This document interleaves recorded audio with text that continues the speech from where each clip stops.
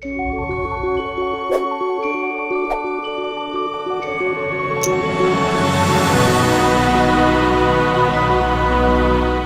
very excited to introduce a good friend of ours, David Squier, who we have collaborated with over the years. David, Matt, and I go back from working together in a previous real estate company, doing coaching and training and marketing. And David and I go way back. I actually used to be his broker years ago. We'll save that story for another day. Because Jan O'Brien, really, literally, you've been everybody's broker. That's exactly right. That's kind of the way that works. If you're in Las Vegas area, I've probably been your broker at one point or another. Exactly. Or our coach. David and I have a really great history, and we've all known each other now for several years. But David was instrumental in helping me set up some things from when we had a coaching and broker agent relationship with a business plan. That's one of the free things that we have available for you at WBNL Coaching. Again, we'll have the links in our show notes. It was his business plan that actually got me inspired to start doing more things with systems. And we have developed that over how many years, David? 15 plus years? A few. Okay. Yeah, at least. I think you're yeah. So David is a leave it coach. at that. David is a coach. David has been a manager and a broker, and I'm going to let him introduce himself a little bit more. And he's an excellent friend of ours, and he was instrumental in helping us set up a lot of the content because he's using it himself, which is what we're going to talk about today, and building a mega real estate team. So without further ado, David, welcome to our podcast. Thank you, Jan and Matt, for having me. I'd love to be back with you guys at any opportunity. So I'm glad to be here. Yeah, thanks for the introduction. And I think that my experience in real estate has been so broad. You know, Jan and I started, I won't give a date, however, it was a little further back than she had mentioned. And the real estate industry has changed dramatically since then. And the things I've seen in my career, and I've been on every level, I you know, from a single agent perspective to building a team with Jan before teams were a thing. You know, we didn't have any content, we didn't have anything to draw from. So we had to kind of, you know, create systems ourselves. And she coached me through a lot of that. Had some tremendous success building a big, very high productive team.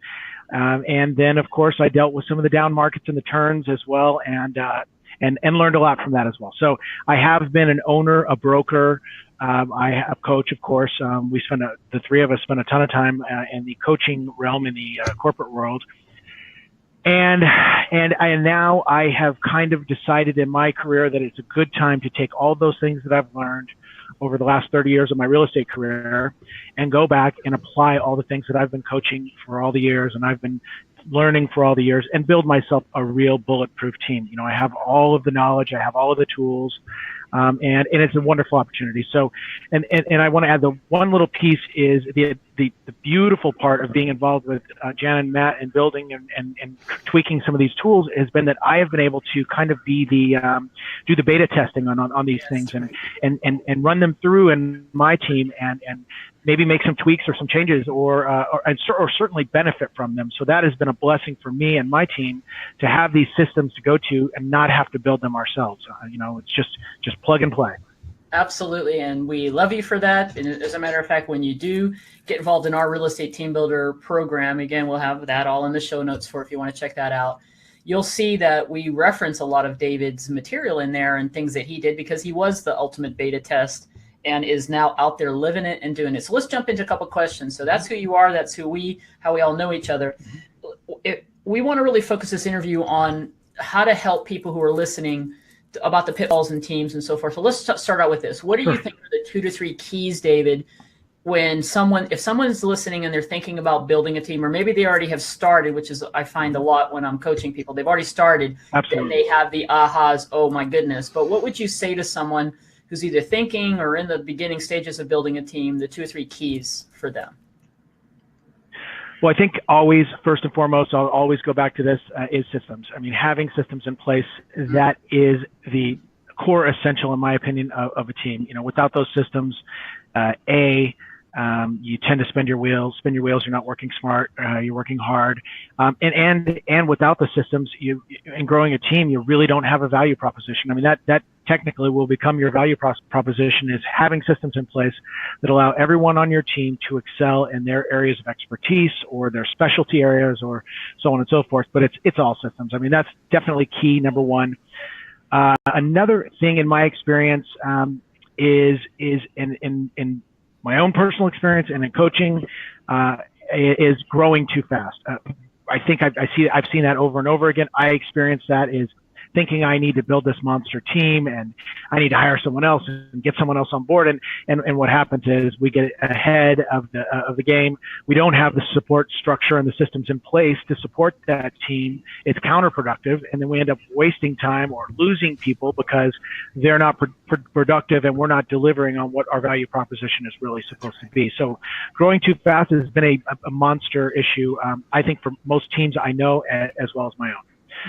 Thirdly, I would say the super key is creating leverage through your team. I mean, that's why we create a team, is for leverage. And I'm sure we'll touch on that again. However, creating that leverage, and then, like I said before, working smart, not hard. And Jan, we've talked 100 times about the E-Myth Revisited. Yes. What a great book to learn about how to become a true entrepreneurial. It's the entrepreneurial myth revisited, how to become a true entrepreneur and run a business like a business, right? Right. Because we're business owners, and especially when we have a team where others are depending on us, it is essential that we're running a business like a business. So creating leverage through your team, but again, it really all falls back to systems, doesn't it? And so let me follow up with that. I'm going to go a different path with some of the questions that I had prepared, because it's making me realize I think people would want to know some details from you. So you mentioned systems. What would you say are the key systems? What did you focus on? Because you've built a team before, you're building it again, and you've learned so much. Plus, where do people start? What are the key systems to put in place? So I don't know what order I would put these in, because this is a difficult one, but let me just throw them out there, my thoughts, and then we can kind of sort through the order. So I think an operations manual, an ops manual. Yes. So any good business, let's face it, we're business owners, correct? Right. You know, that whole mindset shift. We aren't real estate salesperson.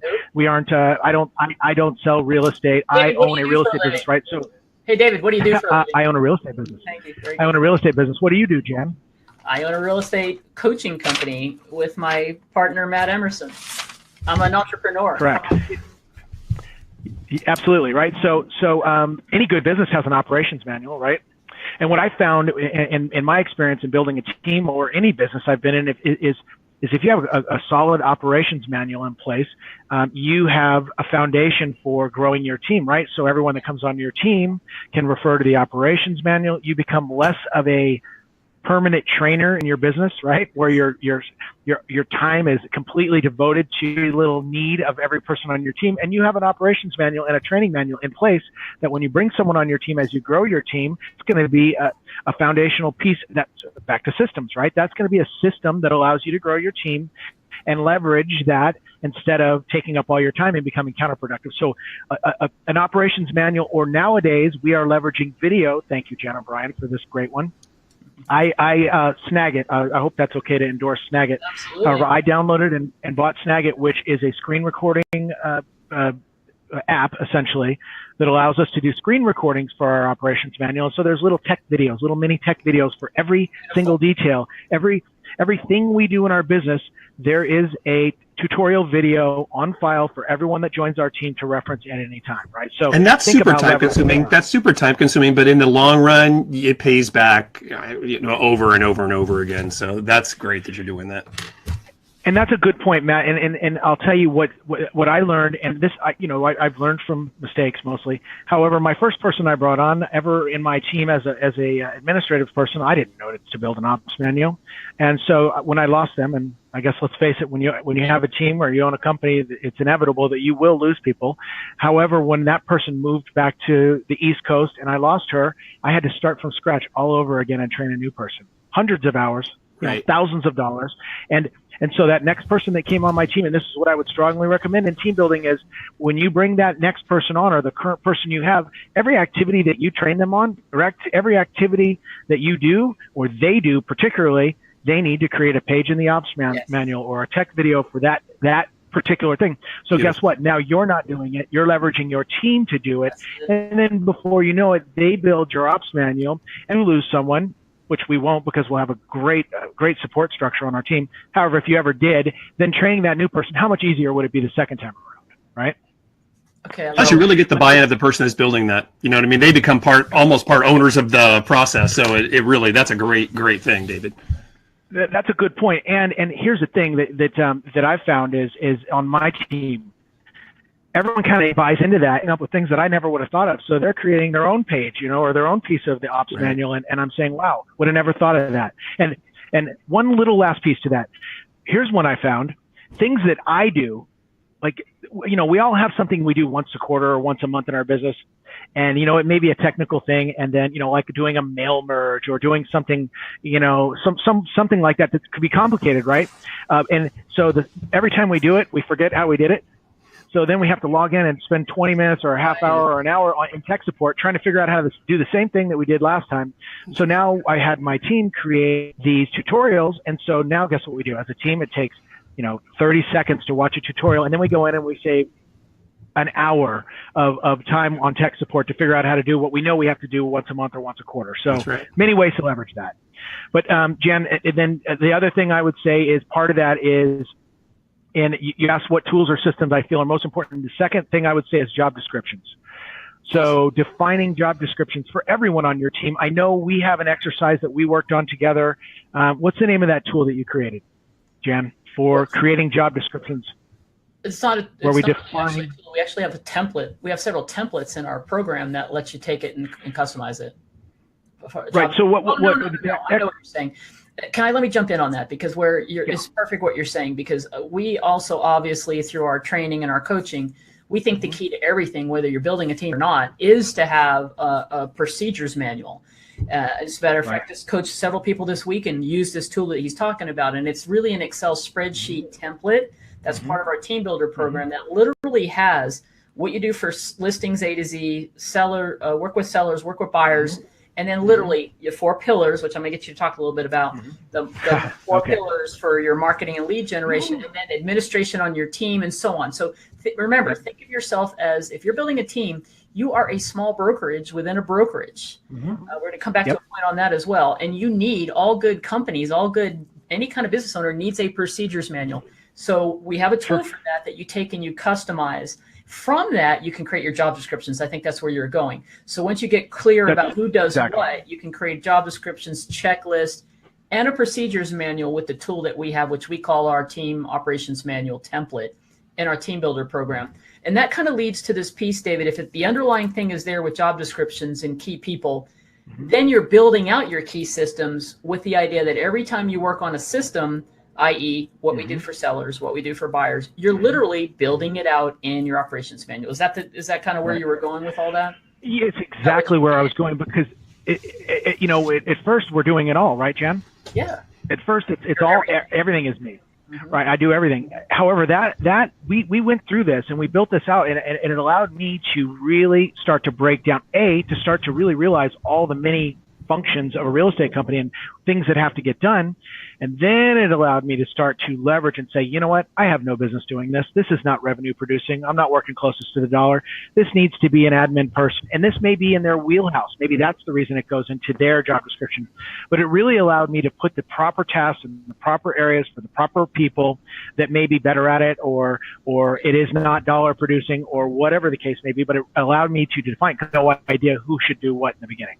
But then I was really able to realize, and it creates instant leverage, right? Now I know what everybody should be doing and it can change too, right, Jen?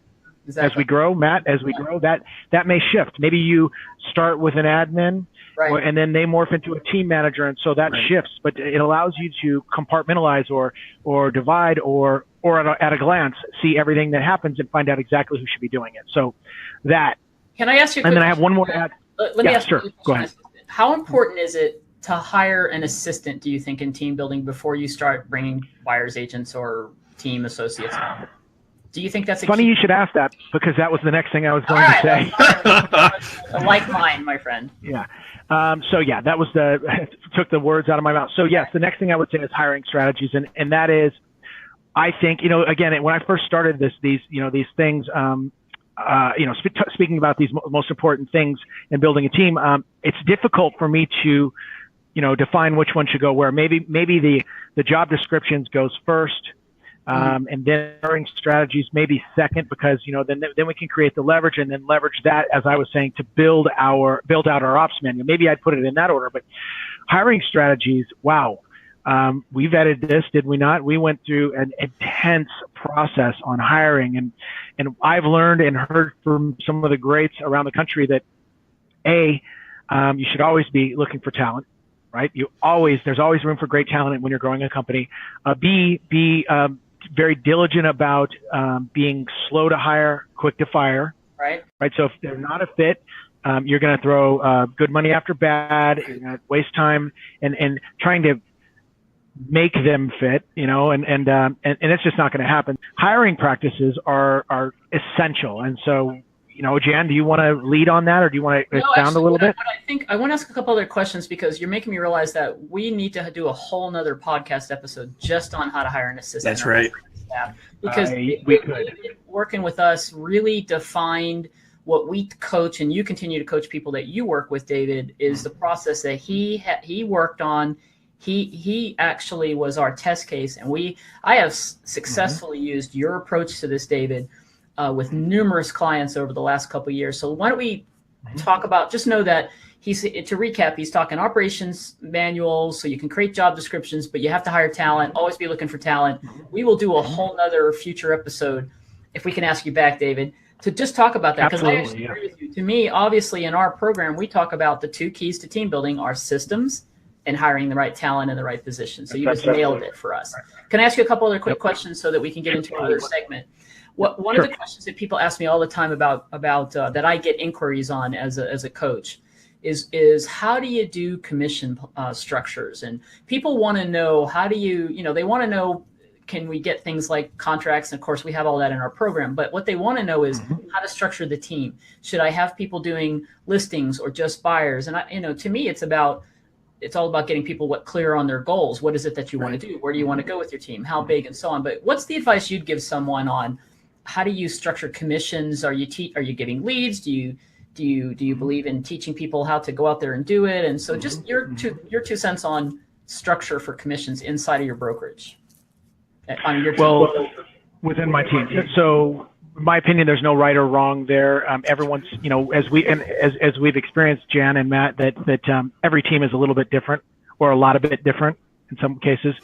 However, my philosophy on that is first and foremost, number one is having a value proposition. Excuse me, I have someone walking in the room. Having a value proposition in place, right? So before bringing talent onto our team, we have to offer value. Most important thing, and that is basically what we've been talking about, having all this infrastructure in place and having our systems in place and so on and so forth. So it starts there, and then bringing that person on the team with proper expectations, right? So I'm of the mindset that we are doing our disservice if we're giving our people we bring on our team leads and handing them leads. I believe in the teach them to fish, don't give them a fish, right? So wouldn't it be great if I could bring someone on my team, they've already got the systems in place, which allows them to work closest to the dollar, right? So they're not doing the things that are low dollar producing activities. They're able to come in, have the support, the coaching, the training, to be the best they can be in their field, and not have to do all the busy work, essentially walk in and turn them and burn them, right? And so they're going to be that much more productive. But that means them coming in and learning how to grow their own business within my business. It's no different, right? So we're showing them how to get out there and prospect, grow their own sphere of influence, do all those things that will help them drive their business, their own leads under my umbrella. And great, if some leads come along, which they always do, sure, they're going to get leads from the team. But to create a lead generation machine, they're going to be more productive, and they're going to learn. And someday, you know what? They may decide to go take this on the road and grow their own business from it, and that's okay too. Right. Okay. So you may if you do leads, you may have. So if maybe we can agree on this part. If so people are listening on this particular piece on commission, if you give leads, which I 1,000% agree with David that your team is not just about lead generation, it's about showing them. That might be a 50-50 split as an example. Generally speaking, I see that around the country. It could be more. It all depends on the lead, by the way. It may be Sure. If it's a warm lead because you're using an inside sales agent, it might be everything's all set up. Go out and show these homes that we've actually helped you find, write the contract, and maybe it's 45 or 40%. So for people listening, that might be where it is. And then your structure for people when you're teaching them, which ties to what you talked about earlier, Dave, they have to plug into your systems, right? Remember, you do this. You believe in plug and play. I know you. So it's absolutely put your systems in place. You have a UVP, unique value proposition, just like a broker does. Yep. Why should you join my team? What's in it for me? And they plug into what you already did. So at WBNL Coaching, when we're doing this, we're all about you got to put your house in order first. So don't go out and build a team until you do the things David is talking about here today, which is key systems, an operations manual, hiring the right talent, and then plug in your buyer's agents into what you already do. You're not reinventing the wheel, right?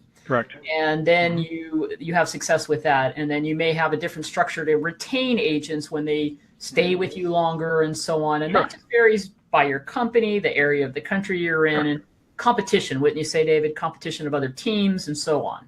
It's all those factors, but I really didn't answer your question in terms of the splits there. So let me just, I'm going to mirror what you're saying with a little. So I think there's levels there too. So I think, if you wanted an straight answer of a competitive split, the market probably supports it if you have a great value, a 50-50 split all day long, right? But it has to be a win-win, right? So it's with them. You said, what's in it for me? It has to be a win-win. That agent has to absolutely get value out of that, or a 50-50 split isn't going to fly, right? You're not going to keep them, certainly, or you're not going to have a happy, healthy agent. So if you have the systems in place, that's easy. But you said even a 40-45% split. What if you had a lead generation model in place with a lead coordinator that fields some of the leads that come in, and you can give them a ready, willing, and able buyer that's ready to get in their car and drive and buy a house within the next 5 days? Would that be worth a 40-45% split? So yes. And then maybe you have some incentives as you grow and you have the big producers, and you do contests, or you do sliding scale splits as incentives, or if you close 4 to 5 deals this month, we'll move you on the, move you to X split for, so there's many ways to do that. However, I think with a proper value proposition in place where it is a win-win and they're productive and happy, 50-50 all day long. All right, awesome. This has been some great insider tips from someone who knows how to do it and is coaching other people around the country and in his company now on how to do all this. So we will outline those notes for you below in the show notes. When you go to the WBNLpodcast.com, go to the show notes. We'll have the highlights of what he talked about and point you in the direction of some of the things that David can help you. So thanks again, David. We'll have you back soon to talk about how to hire the right assistant for you. Sound good? Perfect. That's great. I'd love to do it.